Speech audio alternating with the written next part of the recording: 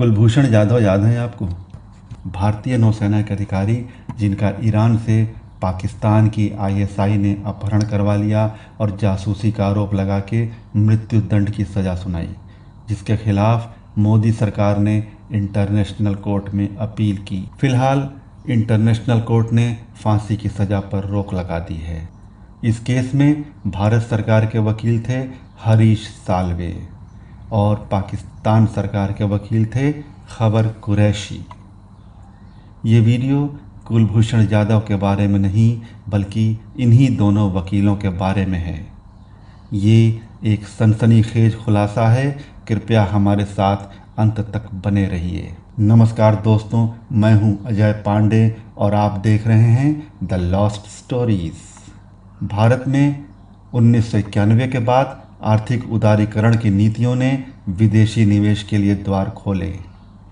1990 के दशक में भारत में ऊर्जा संकट चल रहा था और औद्योगिक विकास के लिए बिजली उत्पादन की भारी मांग थी। इसी संदर्भ में एक अमेरिकन कंपनी एनरॉन ने महाराष्ट्र के दाभोल में एक बड़ी गैस आधारित बिजली परियोजना शुरू करने का फैसला किया, जिसे दाभोल पावर प्रोजेक्ट कहा गया। इस प्रोजेक्ट में शुरू से ही कई विवाद रहे। सबसे बड़ा कारण ये रहा कि कंपनी जो बिजली बना रही थी वो काफ़ी महंगी थी। एनरॉन ने बिजली की कीमत तय करने के लिए डॉलर्स में एग्रीमेंट किया था, जबकि भारत की मुद्रा रुपया थी। इस कारण रुपए की अवमूल्यन की स्थिति में टैरिफ काफ़ी बढ़ जाता था, जिससे स्थानीय सरकार पर बोझ पड़ता। इस प्रोजेक्ट की शर्तों में पारदर्शिता की भी कमी थी।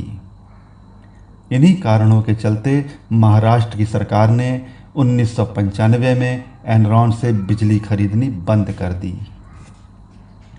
2001 में एनरॉन की सहायक कंपनी दाभोल पावर कंपनी ने दाभोल पावर प्रोजेक्ट के अधर में लटकने और महाराष्ट्र सरकार द्वारा बिजली खरीदने से इनकार करने के कारण बड़ा नुकसान उठाया। इससे पहले एनरॉन और दाभोल पावर कंपनी ने एक अंतर्राष्ट्रीय विवाद समाधान प्रक्रिया शुरू की। एनरॉन और उसके भागीदारों ने भारत सरकार पर इंटरनेशनल कोर्ट में मुकदमा किया। उनका दावा था कि भारत सरकार और महाराष्ट्र सरकार ने उनके निवेश अधिकारों का उल्लंघन किया है और अनुबंध के तहत बिजली खरीदने से इनकार करके उन्हें आर्थिक नुकसान पहुंचाया है। एनरॉन विवाद में भारत सरकार की ओर से प्रमुख वकील हरीश साल्वे थे। पी चिदम्बरम, जो एक वरिष्ठ वकील और भारतीय राष्ट्रीय कांग्रेस के प्रमुख नेता हैं, उन्होंने एनरॉन का प्रतिनिधित्व किया था।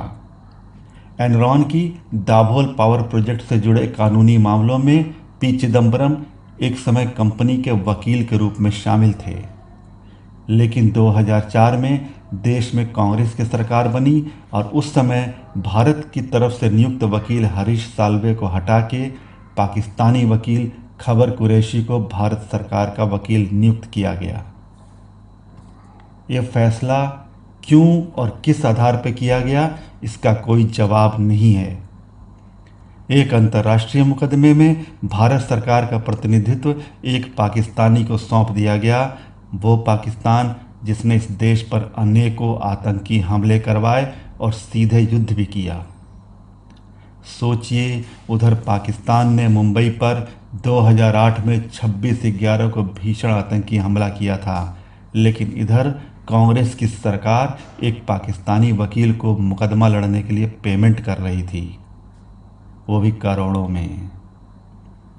और अंत में भारत ये केस हार गया।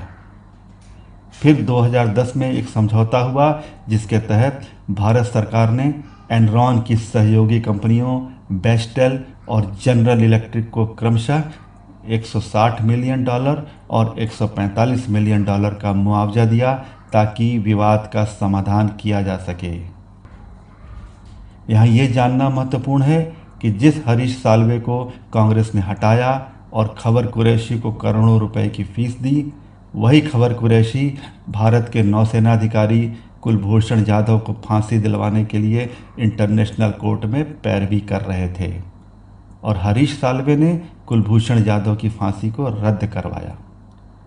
हरीश साल्वे जैसे काबिल वकील के होते हुए भी कांग्रेस ने एक आतंकवादी देश के वकील की सेवाएं क्यों ली, ये आप खुद सोचिए। अगर आपको हमारे वीडियो पसंद आते हैं और आप चाहते हैं कि हम और भी रोचक और जानकारीपूर्ण कंटेंट ला सकें तो कृपया हमें अपना सहयोग दें।